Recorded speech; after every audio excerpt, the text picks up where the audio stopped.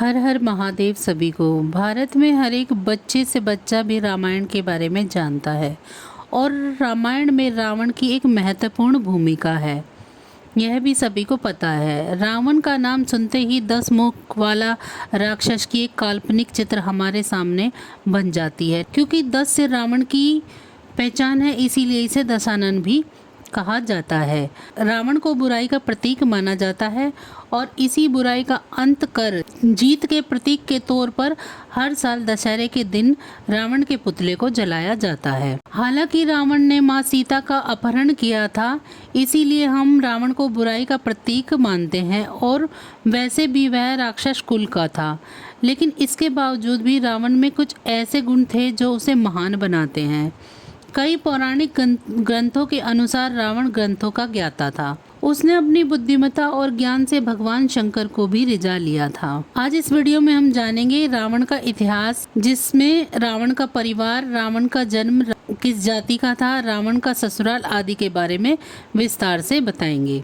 तो चलिए जानते हैं। रावण का जन्म ऋषि विश्वा और राक्षसी केकसी के यहाँ हुआ था। रावण ब्रह्म राक्षस था, क्योंकि उसके पिता एक ब्राह्मण थे और माता राक्षस कुल की थी।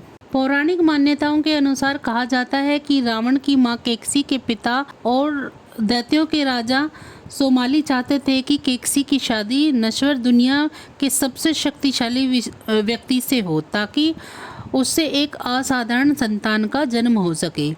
केकसी के पिता ने विश्व के बड़े से बड़े राजाओं के प्रस्ताव को ठुकरा दिया। उन्हें कोई भी अपने से शक्तिशाली व्यक्ति नहीं मिला। तब केकसी ने ऋषियों में अपने वर की खोज की और आखिर में ऋषि विश्वा अपने वर के रूप में चुना। विवाह के पश्चात अश्विन मास के शुक्ल पक्ष की दशमी को रावण का जन्म हुआ था। पौराणिक मान्यताओं के अनुसार रावण के 2 भाई थे, जिनका नाम विभीषण और कुंभकर्ण था।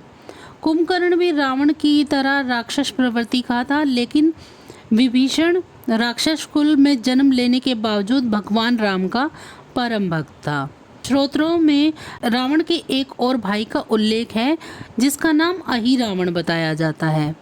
रावण का एक सौतेला भाई भी था, जिसका नाम कुबेर था, और रावण ने अपने सौतेले भाई कुबेर से अपनी शक्तियों के दम पर लंका छीन ली थी और उसका राजा बन गया था। रावण की एक बहन थी, जिसका नाम चंद्रमुखी था, जो बाद में शूर्पणखा के नाम से पहचानी गई। आइए अब जानते हैं हम रावण की शिक्षा के बारे में। रावण ने अपने पिता के सानिध्य में पवित्र ग्रंथ और वेदों का ज्ञान में महारता हासिल की। इसके साथ ही युद्ध कला में भी प्रवीण हुए। रावण को बचपन से ही वीणा बजाने का शौक था।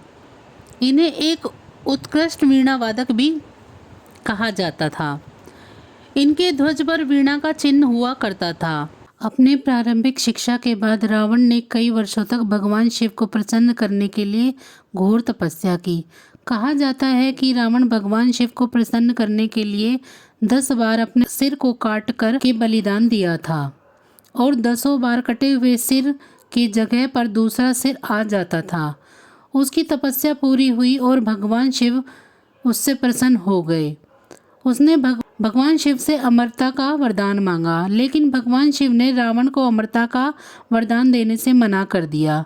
तब रावण ने अहंकार में आकर नश्वर इंसानों को छोड़कर देवता, राक्षसों, सांप और जंगली जानवरों से कोई भी हानि न होने का वर मांगा।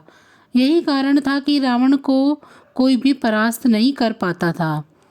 तब रावण का वध करने के लिए स्वयं भगवान विष्णु मनुष्य के रूप में राम के नाम से धरती पर अवतरित हुए। आइए अब जानते हैं कि रावण लंका का राजा कैसे बना।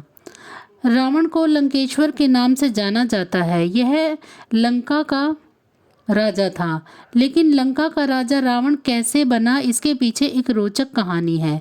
कहा जाता है कि भगवान शिव से चमत्कारी शक्तियां प्राप्त करने के बाद रावण अपने दादा सुमाली की मदद से अपनी शक्तियों का विस्तार करने के लिए सेना का नेतृत्व करने लगा। उसकी नज़र लंका पर पड़ी। कहा जाता है कि लंका का निर्माण भगवान शिव ने मां पार्वती के लिए भगवान विश्वकर्मा के द्वारा कराया था और इस सुंदर और रमणीय लंका गृह प्रवेश की पूजा करवाने के लिए ऋषि विश्वा को बुलाया गया था। उन्होंने पूजा के बाद दक्षिणा के रूप में लंका को ही मांग लिया।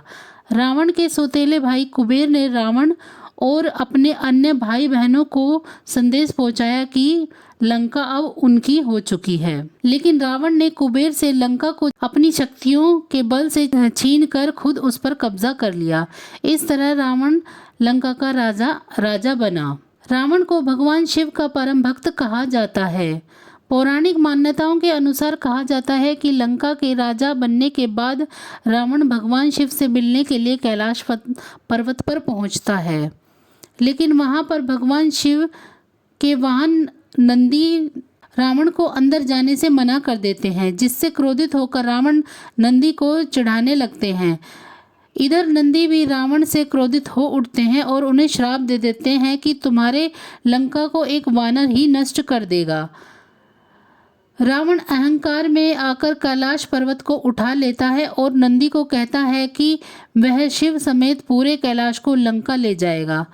उसके इस अहंकार को देख भगवान शिव कैलाश पर अपने पैर की सबसे छोटी उंगली को रखकर कैलाश पर्वत को वापस जमीन पर स्थापित कर देते हैं। लेकिन इसके कारण रावण का हाथ पर्वत के नीचे दब जाता है और पूरे कैलाश पर्वत का वजन उसके हाथों पर आ जाता है, जिससे वह जोर से कर्रा उठता है और उसकी कर्रा इतनी तेज होती है कि इससे पृथ्वी तक कांप उठती है। कहा जाता है इसी घटना के बाद भगवान शिव ने लंकेश्वर को रावण का नाम दिया था, जिसका अर्थ होता है तेज दहाड़। रावण को इस घटना के बाद अपनी गलती का एहसास होता है, जिसके बाद वह भगवान शिव को प्रसन्न करने के लिए अपनी नसों को तोड़कर तार की तरह इस्तेमाल करके एक संगीत बनाता है, जिसमें भगवान शिव का गुणगान करता है। यही संगीत शिव तांडव स्तोत्र के नाम से जाना जाता है। इस रचना से भगवान शिव रावण से प्रसन्न होते हैं और उसे माफ कर देते हैं। भगवान शिव प्रसन्न होकर रावण को चंद्रहास नाम का तलवार भी देते हैं। कहा जाता है इस घटना के बाद रावण भगवान शिव का आजीवन भक्त बन गया। आइए चलिए जानते हैं रावण के विवाह के बारे में। रावण की 3 पत्नियां थीं। पहली पत्नी का नाम मंदोदरी था। मंदोदरी एक पवित्रता स्त्री थी और भगवान शिव की परम भक्त थी। पौराणिक कथाओं में मंदोदरी का जन्म हेमा नाम की अप्सरा के गर्भ से बताया गया है। मंदोदरी को 5 कन्याओं में से एक माना जाता है, जिन्हें चीर कुमारी के नाम से भी जाना जाता था।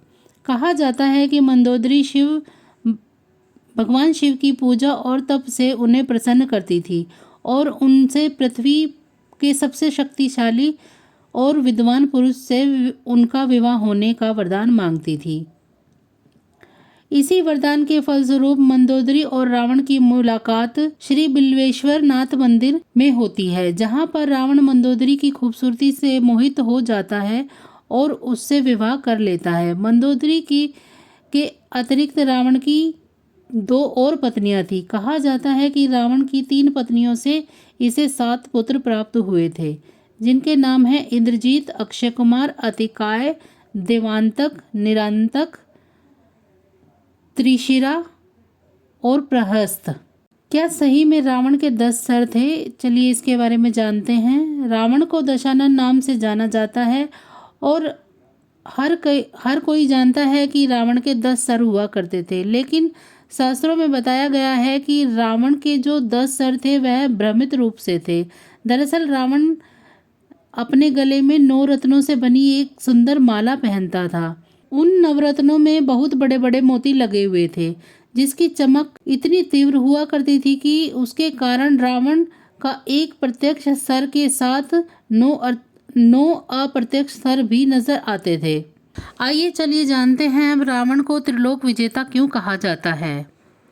रामायण एवं कई पौराणिक ग्रंथों में रावण को त्रिलोक विजेता के नाम से भी संबोधित किया गया है, जिसके पीछे का कारण यह बताया जाता है कि रावण अपनी शक्तियों और नीतियों के बलबूते पर अपने आसपास के सभी मुख्य राज्य जैसे वराहद्वीप, शंखद्वीप, कुशद्वीप, अंगद्वीप, मलयद्वीप, यशद्वीप और आंध्रालय पर आक्रमण करके अपने अधीन कर लेता है उसके बाद उसकी नज़र लंका पर पड़ती है। उस समय लंका पर रावण के सौतेले भाई कुबेर का शासन था, जिसे हराकर रावण लंका पर भी विजय प्राप्त कर लेता है। कुबेर के पास पुष्पक नाम का विमान था, जो मन की गति से चलता था। रावण उसे भी कुबेर से छीन लेता है, जिसके बाद रावण उसी विमान के जरिए इंद्रलोक पर भी अपना आधिपत्य जमा लेता है। वहां पर वह अपने पुत्र मेघनाद को भेजता है, जो इंद्र को हराकर इंद्रलोक को अपने नाम कर लेता है। इसी कारण मेघनाद को इंद्रजीत के नाम से भी जाना जाता है। यही कारण है कि रावण को त्रिलोक विजेता के नाम से जाना जाता है। चलिए जानते हैं रावण की रचनाएं। रावण वेदों और शास्त्रों का ज्ञानी था। इसने अपने जीवन काल में कई सारी महान रचनाएं की थी, जिनमें से कुछ इस प्रकार है। शिव तांडव स्तोत्र रावण की सबसे प्रसिद्ध रचना शिव तांडव स्तोत्र है। इस स्तुति की रचना रावण ने तब की थी जब वह शक्ति प्रदर्शन के तौर पर कैलाश पर्वत को अपने हाथों में उठा लिया था। लेकिन भगवान शिव ने अपने पैरों की उंगलियों को कैलाश पर्वत पर रखकर नीचे पर्वत को स्थापित किया, जिससे रावण का हाथ पर्वत के नीचे दब गया। उस समय रावण भगवान शिव से क्षमा मांगते हुए भगवान शिव का गुणगान करते हुए स्तुति गान करने लगता है, जो बाद में शिव तांडव स्तोत्र के नाम से जाना जाता है। रावण संहिता रावण द्वारा रचित एक और पुस्तक है रावण संहिता। रावण ने इस पुस्तक में अपने जीवन की कई बातें लिखी हैं। इसमें रावण ने ज्योतिष से जुड़ी हुई सारी जानकारी दी है। इस पुस्तक को कई भाषाओं में अनुवाद किया गया है।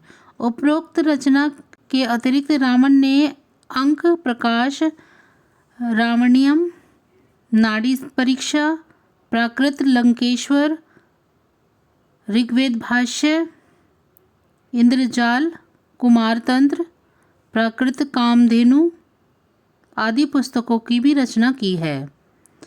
आइए चलिए जानते हैं रावण की इच्छाएं। रावण एक विद्वान और बलशाली व्यक्ति था। वह अपनी शक्ति से अपनी तमाम इच्छाओं की पूर्ति कर लेना चाहता था। रावण की इच्छा थी कि वह स्वर्ग तक पहुंचने के लिए एक ऐसी सीढ़ी बनाए जिसके जरिए सीधे मोक्ष को प्राप्त किया जा सके। रावण चाहता था कि सोने में सुगंध हो, ताकि सोने को अगर पहना जाए या कहीं भी सोने को लगाया जाए तो वह जगह सुगंध से भर जाए। इसके साथ ही सोने को खोजने में आसानी हो। रावण को सोने से काफ़ी लगाव था। वह दुनिया भर के सोने पर अपना आधिपत्य जमाना चाहता था। इसीलिए उसने पूरे लंका को ही सोने से आच्छादित कर दिया था।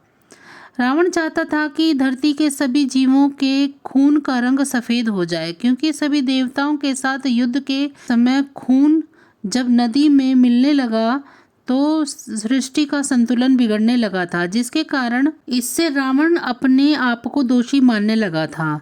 इसीलिए वह चाहता था कि खून का रंग सफ़ेद हो जाए और वो पानी पे मिलने के बाद पानी सफ़ेद ही रहेगा। रावण का रंग काला होने के कारण वह चाहता था कि सृष्टि के सभी मनुष्य का रंग काला हो, ताकि कोई भी उसके आगे उसके काले रंग की निंदा ना कर सके। चलिए अब जानते हैं रावण के अंत के बारे में। रावण का ज्ञान रखने वाला हर एक व्यक्ति जानता है कि रावण का वध भगवान श्री राम ने किया था।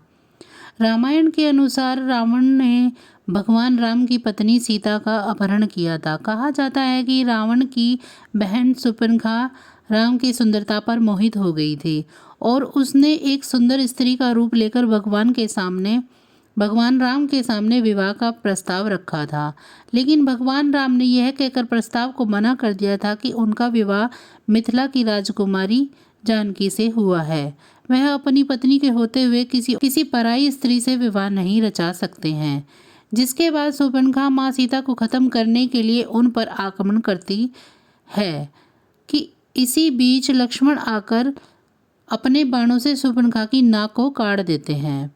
क्रोधित सुपर्णखा रावण के पास जाती है और रावण को उसकी बेइज्जती का बदला लेने के लिए कहती है।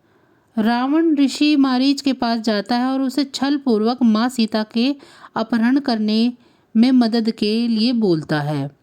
मारीच एक सुंदर हिरण का रूप लेकर माँ सीता को लुभाता है, जिसे पकड़ने के लिए भगवान राम हिरण के पीछे भागने लगते हैं।